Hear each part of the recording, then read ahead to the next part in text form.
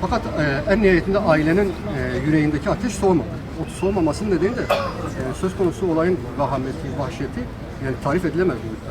Az önce arkadaşlarla da konuşurken ifade ettim. Yani 5 tane masum insan katledildi. Bu 5 kişi içinde 75 yaşında bir kadın var. Yani yürümekte dahi zorluk çeken bir kadın kızıyla beraber katledildi. Eşiyle beraber katledildi. Bir anne ve evlat, anne ve oğlu katledildi. Yani olay o kadar vahim ki aile ister istemez kafasındaki soru işaretleri ve kuşkuları vardı. En nihayetinde mahkeme bugüne kadar birçok araştırma yaptı. Gerek telefon üzerinden, gerek banka hesapları üzerinden, gerek HTS üzerinden. Fakat neticede somut anlamda başka bir yere ulaşamadı. Ulaşamadığından dolayı mahkeme bugün bu şekilde karar vermek zorunda kaldı. Mahkeme başkanı biz de salondaydık. Erkekler için 2'şer kez, büyük sorun için, kadınlar için 3'er kez. Şöyle bir şey var. Yani en nihayetinde ceza kanununda işlem ödülmenin nitelikli halleri var. Nitelikli hallerinden bir tanesi suç delillerini gizlemek amacıyla kişinin öldürme olduğu zaman bir nitelikli haldir. Fakat bizim mütalaattan sonra bizim bir açıklamamız vardı. Yani sadece sanıklar suç delillerini gizlemek için katliamı gerçekleştirmediler. Aynı zamanda vefat eden öldürülenler arasında 3 tane kadın vardı ve suç ceza kanununda kadına karşı da cinayet fiilinin adam öldürmenin kadına karşı işlenmesi durumunda bunu da nitelik hal saydığından dolayı yani mahkeme zaten 5'er sefer ağırlaşmış müebbet verecek fakat yani burada ayrıca kadına karşı olduğunu vurgulaması önemlidir bence. Yani neticede 5'er sefer ağırlaşmış müebbet aldı. Kadına yönelik şiddetin çok olduğu bir dönemde bu ifade Tabii özellikle bunu vurgular. Yani sadece mahkeme yani suç delillerini gizlemek amacıyla adam öldürmekten dolayı müebbet zaten verecekti. Fakat olay kadına karşı olduğu için, 3 tane kadın katledildiği için özel olarak sadece TCK'nın o nitelikli halinin dışında kadına karşı olma nitelikli halini de kararında vurgulaması bir şey önemlidir yani. Bundan sonraki süreç nasıl geçecek? Bundan sonraki süreç yani şu anda mahkeme gerekçeli kararını yazacak. Yani ailenin kuşkuları, soruları falan var. O bağlamda biz istinaf etme yetkimiz var. Onu o şekilde beraber değerlendireceğiz. Aile şu anda hukuk sistemi içinde verilecek en ağır ceza verildi. Yani bundan ötesi yok.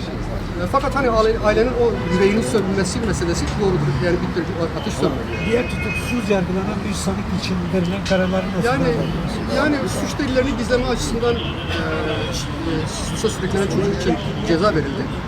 O yaşı 15-18 yaşı arası olduğu için onun cezası bir yılın altına düştü. Ertelendi o. Diğer şahıs silahları satmaktan dolayı onun dosyası tefrik edildi. O ayrıca yargılanacak başka bir mahkeme usulüyle. Diğer aracı teslim eden kişi ise onun suçlu olduğu konusunda her ne kadar şüpheler olsa dahi somut anlamda bir delil elde edemediğinden dolayı mahkeme beraat kararı verir. Ondan ibaret.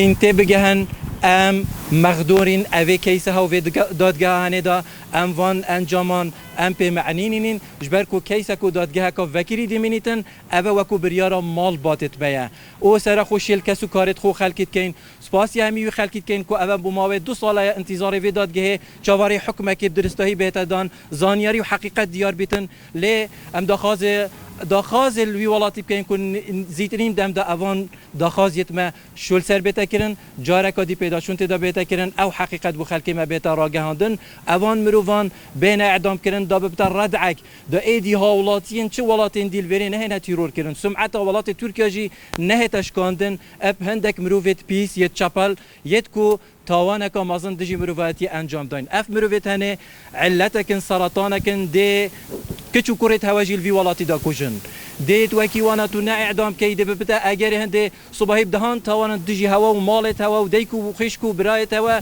دینه انجام دان لوان ام دخوازین هکر اف مروفت هاد بونه سی داردان هاد بونه اعدام کرن نارینال دیار بکر و بدهان که چه دین وی ولاتی نتات نکشتن خلک که جرأت ندکر خلک که پناه بکشتنا حوالاتی سویل ندبر ام مقدورین خلق ما اب سلامتی اب ویزا و رسمی داخلی دولتی بوینه مسافر بوینه ایدیهاتی نکشتن عائلت ما بسمیان ماینه کس و کار زاروک ایتیمت مال دا ماینه حق و حقوق ادوانات برزنه ام مطالبه بوان حق و حقوق داد کن گلک ممنون سپاس بواجی